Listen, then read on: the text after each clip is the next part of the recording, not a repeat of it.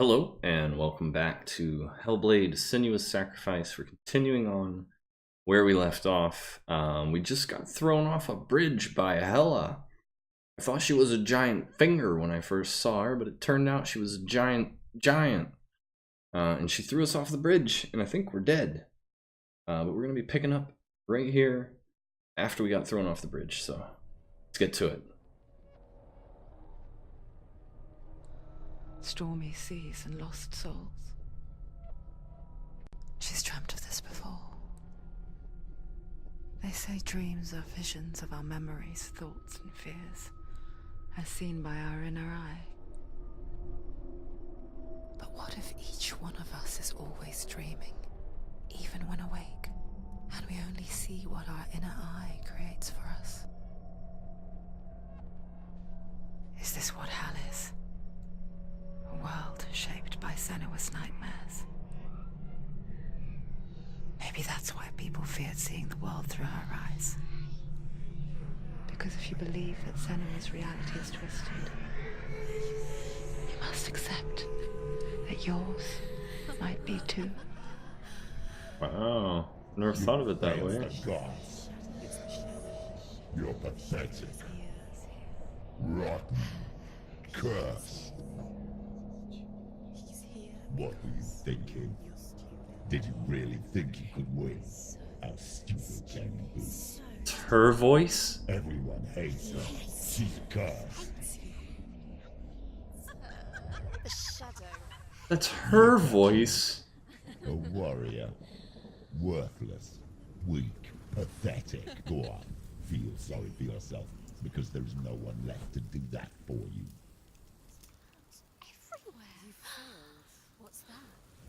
Take it. If you're too much of a coward to fight, then end the suffering. Broken and lost. Just like your soul. Oh, that's gonna sting, girl. Ooh.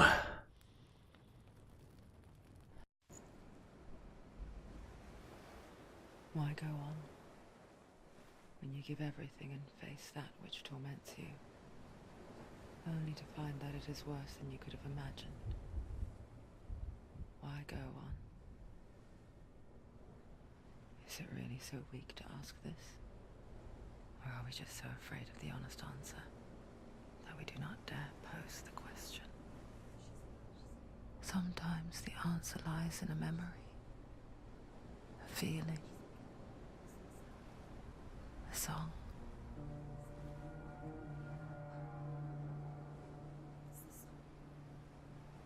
All banged up.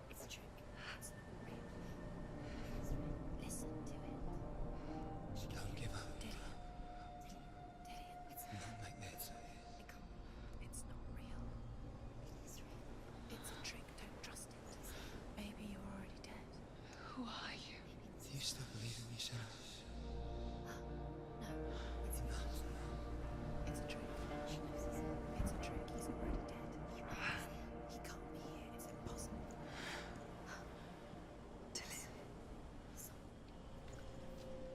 Come to me. Please. We get to see him. No. We got knocked off the bridge. The light. Go towards the light. It's him. There he is. It can't be him. It's just a trick. It's in your mind. No, he's here. It's in your mind. It's real. Oh, the blight's up to my elbow. So that kind of took me back to that cutscene again, with how she was thinking about killing herself just there. And then Dillion came in and he stopped her. And it took me back to that previous cutscene where her face faded out. Because Dillion was taken away from her, and then she had nothing to hold on to anymore. He's her rock. She feels like she needs him to keep on living.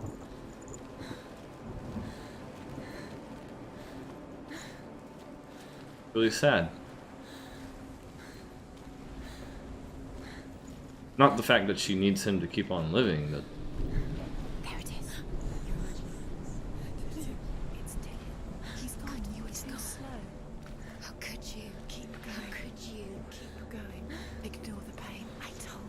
was her voice in that other cutscene. You cannot pray to these gods, she said to herself. There's nothing to follow. Come on. What? Hold on, we have to stop. You cannot pray to these gods. She said to herself. She's not a Viking. She's not one of the Northmen. She's from somewhere else. She has other gods. She has her own gods, and she's betraying them in an attempt to get her beloved back because of the stories that Druth told her, and she doesn't even believe in them. Wow. I guess she does now, though. She's in Helheim. Before she first met him, she was not in a good place. Just a teenager, but not like the others. Barely functioning, she rarely left the house. Her father's in-bell made sure of that. Only occasionally did she venture out on her own, collecting firewood and herbs. Errands out in the Orkney plains. Orkney. That was her world. Orkney. Like Where's this. Orkney? Barren and lonely. I'm gonna see where Orkney is.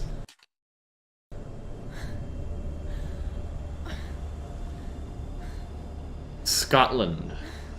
Orkney's in Scotland. So she's Scottish.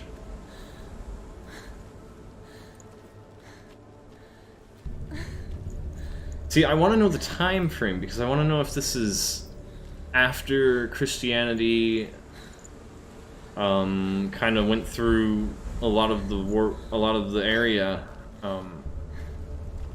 or if it's before.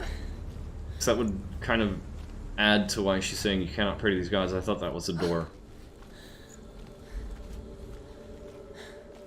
It's a beautiful game, not the fucking weird ass fucking light beams. But like, just look at this beach. Like the scenery around here just adds to this so much. I'm looking for rune carvings. Is what I'm looking for. Okay, we're recovering a little as we go. Okay, we can run. We don't have to gimp along. I'm surprised you can run, girl. Let's see what's up here. Oh, I haven't been looking for faces! There's probably faces in the waves, in the rocks. Oh my god, I probably missed a face. I want to go back now. Look. I won't. It's already disappeared. Nothing lives here, not even you. It's in your mind. You think you can see it, but it is. I think that was my confirmation. Nothing lives here, not even you. We're dead. We're dead, boys. I want to go down here, there's another path, and I think that's the way I'm supposed to go.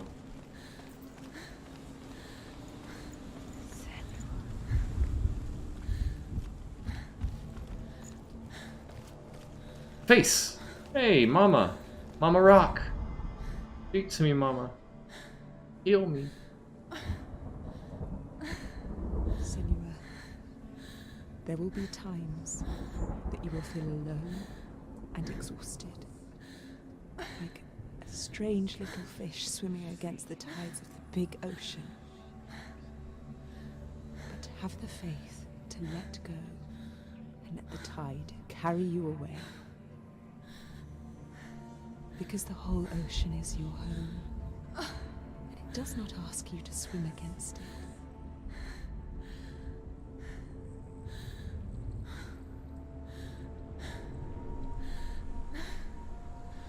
Huh.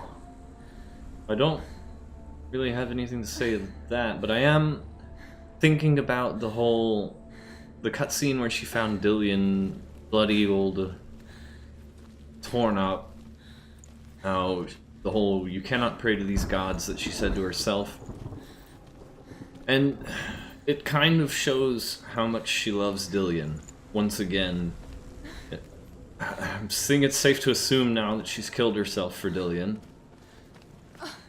And now we know that she abandoned her own gods for Dillion in a time where, you know, like, your family would disown you for going against your gods, and it was like, but it was just betrayal.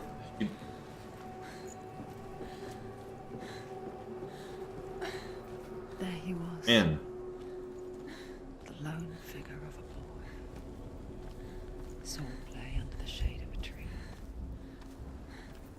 She remembers the first time she saw him. To her young eyes, he moved as if dancing. And the world danced with him. He's there, under the tree. The gloom lifted. You can see him. For the first time in years, she felt a ray of hope. Uh-oh, the ground is black. We're gonna have to fight with our broken sword.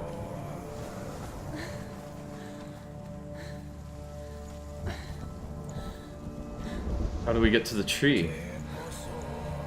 It's music. I kinda don't want to do this carving with this music going.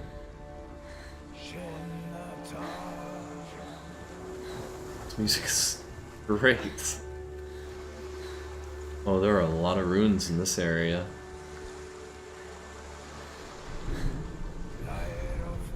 The Northmen tell of a great hero. His name is Sigmund.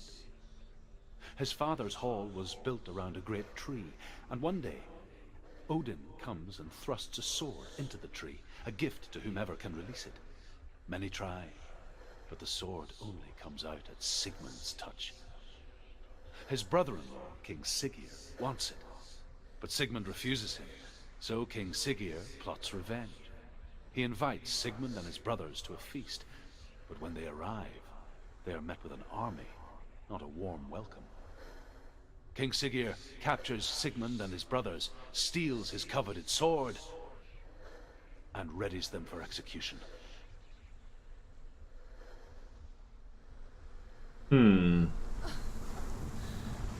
I am not super familiar with that story.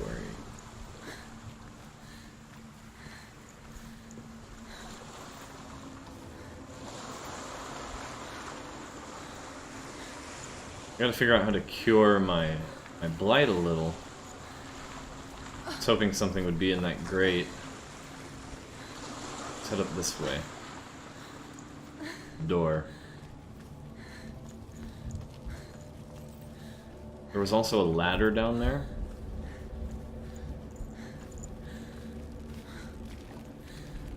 Come under the bridge. This must be where a rune is. Wait. Death for Sigmund and his brothers seems certain. But the king's wife is Sigmund's sister, and she begs for mercy and implores the king to chain them up instead. He agrees. Not for mercy, though, but because he plans an even more cruel and lingering death. Chained to a tree in the forest that night, a she-wolf comes and devours one of Sigmund's brothers. She returns, ravenous, night after night, until only Sigmund is left. The next day, Sigmund's sister sends a servant with honey to smear on Sigmund's face. But to what end? Well, that night, when the she-wolf appears again, you'll never guess what happens. I want to know. Want to know. Tell me.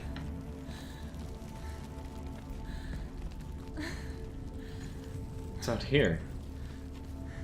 Guessing this is where we come to find a rune. Is that Ella's Hall across the sea?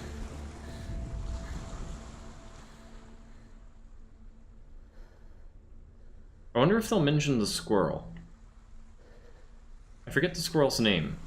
There's a squirrel who like runs up and down the tree, the world tree, like poking fun at one of the other creatures, pissing him off. And he relays messages from the bottom of the tree to the top of the tree. Oh, we can't do this door. Okay. Back down the hill we go.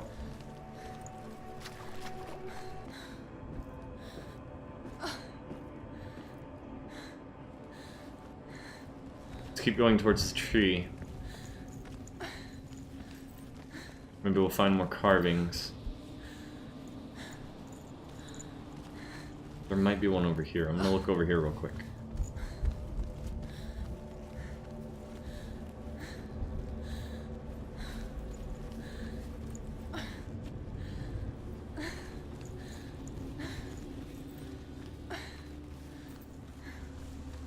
Oh yeah, there was one. Nice.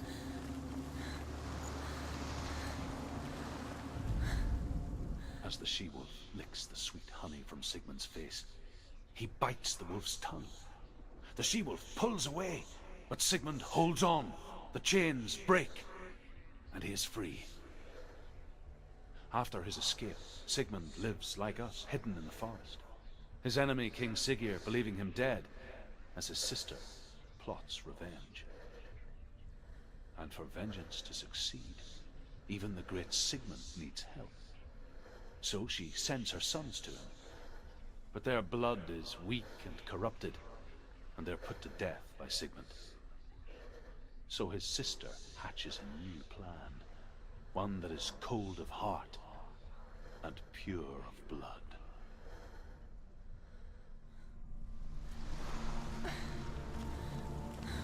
Story of betrayal and revenge.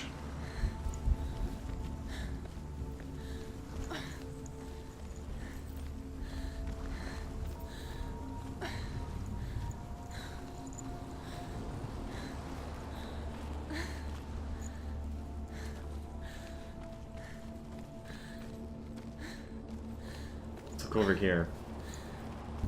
No, this is where we were.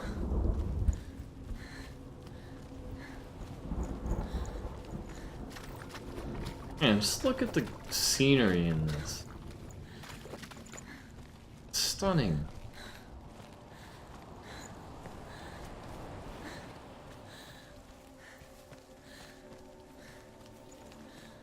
Day after day, watching from afar, she mimicked him, perfecting her own secret dance, wishing those fleeting moments of light would stretch out to last forever. Is that how she learned to fight? By watching him practice. But I knew it. Sigmund's sister trades shapes with a sorceress, and in disguise, she lies Ew. with her own brother. She gives birth to a son named Sinfjotli. After a time, she sends him to the forest to Sigmund. He tests the boy and finds him strong and fearless, and so they go to take their vengeance on King Siggeir. But luck is not on their side. They're captured, and Siggeir has them buried alive. Oh. That's it? What you got on that one? Oh, come on. Give me more. Oh, we're at the tree. No, it's a trick. It's an illusion. It's not real. Do you No, it's real. You want to believe it's real, but it's a trick. You're deluded. Whoa. Where are you going? Where is she going? Oh. What is she following? You can't even fight. It's just deception. How does he so effortlessly court the world and bliss? If only she could do the same. And how differently she See walks. the world through eyes anew and dance with it, just like he does. Different times. She run? Yeah, she runs. I'd rather walk.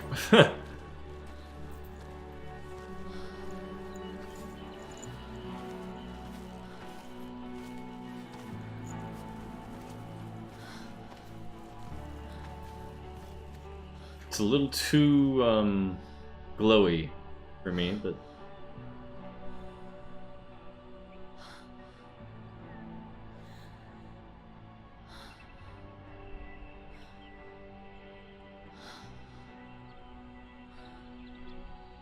What's your name?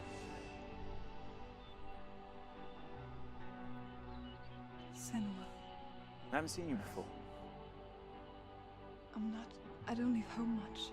Oh, Zenua's daughter. I have to go. Wait. Who taught you to fight like that? No one. No one. Well, I watched you, and You learnt all of that from watching me? You should become a warrior, you know. me? I'm Dilly. I'm here for the warrior trials. Just come and watch. And bring your sword. You can't put it into words.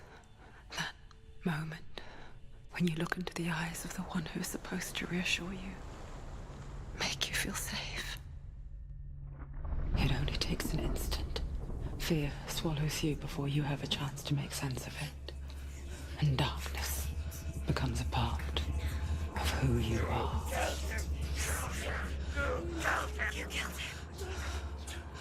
But her world changed the day the Northmen took him from her. Senua knows that there's no going back to how things were. That there's nothing to go back to at all. Stay still, stay quiet, hide, don't tell her. Their gods can see into your mind. They will use this power to destroy you. They won't stop me. I can still feel him. Whatever's left of him, they will never let him go. I'm not gonna let him rot here. You're the one rotting here. Leave me alone. You will die here. No. And all your suffering will have been for nothing. Shut up!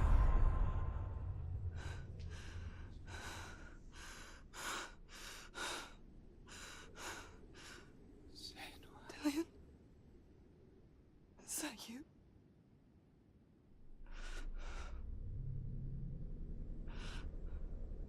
I'll find you, my love. I promise. faces she makes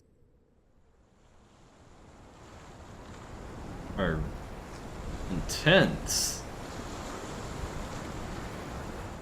Okay, there's gotta be a rune carving here. There was a new voice in that cutscene. We heard it briefly. Can you see him? You want to believe it. Is he not real? Is he there? You're alone in these mountains. Is that Dillion? Nothing lives here. You won't survive. You met him by the tree. She met him by the tree. Maybe it's a sign, the tree. What's he trying to tell you? He's waiting for you by the tree. The new voice, I can't remember what it said though. It's a different voice. It was a very different voice. This. Wait. This. This do. What do?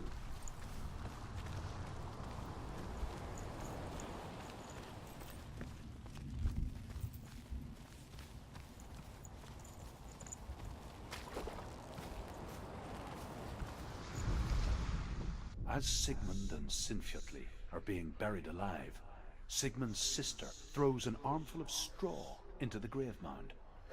Hidden in the straw is Sigmund's sword, the gift of Odin.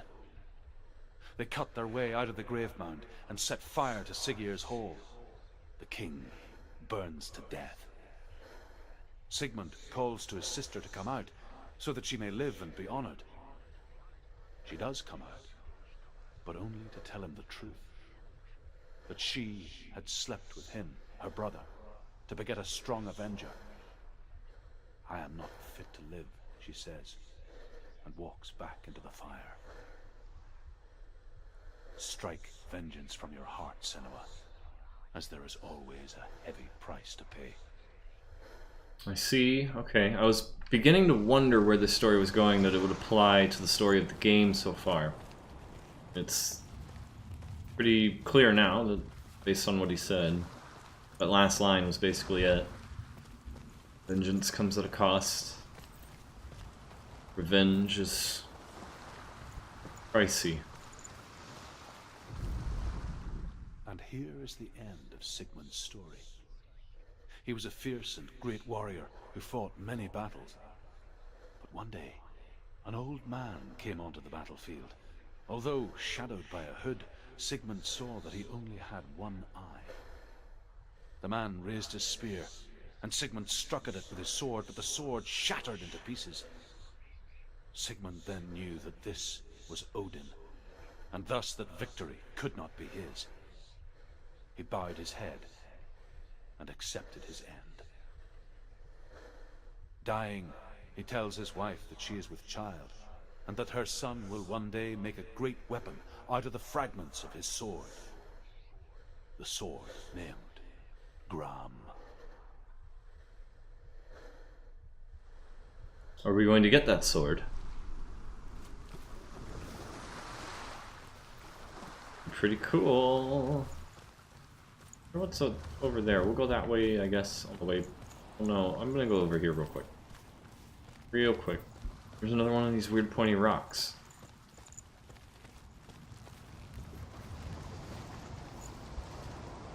What are these pointy rocks? They look like they would be rune jobs, but they're not. Look at it. So good. Is there a face in the sky, maybe? There's gotta be one in the sky. They made a point to say that she could see them in the clouds.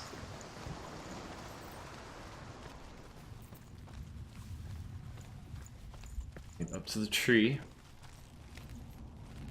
Probably gonna have to fight him, aren't we?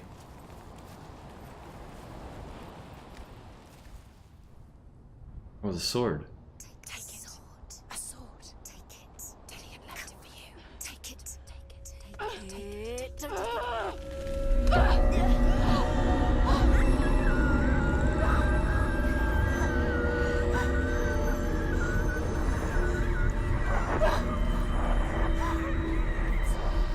What's happening? It's coming from there. Where's it coming from? She's done something. What's happening? Senua, imagine a sword that can slay gods. Its name is Gram. It was forged by the god of all Northmen, Odin, and gifted to Sigmund, a great warrior. I need this sword. It's important. Can you help me? The sword appears whole, but it is an illusion. It shattered into shards long ago. It is said a great warrior can reforge Gram by answering the trials of Odin, one for each shard. The roots of the Tree of Death will take you to new lands, where you will face the trials. Go to the shards. Go to the shard. Go to the shards. What's the shard? Find it. How do I not know that story then? The sword that can slay gods. Or is it made up for the game? I don't know, I'm gonna have to look into that. The runes. You need that sword. Go to So, find the shards. Where is it? Find it. There it is. Focus. these are the shards of the sword? Why are they so big? Oh, it is a sword blade. Why is it so big? Go to it. It's not safe. Don't go near it. Move closer. Go. Come on. Well, before we go to a new land, guess we'll end here. Seems like a good stopping point. So, yeah. Yeah, we gained a lot this episode. So, it seems, because of the way the camera worked during that last Druth sequence, that Druth is also Senua. The Druth that we are hearing isn't actually Druth. She's not actually speaking to the dead. It's her own thoughts. She may have met Druth at some point and he taught her the stories. And she's using his voice to speak to herself and give herself guidance. That's how it seems to me, because the camera does the same thing as it did when she was speaking to herself as the thing in the woods, which was herself. Or, for instance, when we were in the Valravan, when the thing in the woods, she interacted with it again, the camera was moving around her, she was facing it, but it was actually her voice, as we found out. I think Druth is also her voice. I think it's also Senua. Man. She's got, like, the different personalities kind of stuff going on. Well, yeah, a lot gained story-wise in this episode. I might have to rewatch some of this, see if I can glean any more from it. We now know Senua's from Ireland, or not Ireland, Scotland. Druth was from Ireland, and that makes sense because, like I said, if Druth had raided into Ireland, it would have made sense that he would have noticed because people were speaking the language, and he would have returned home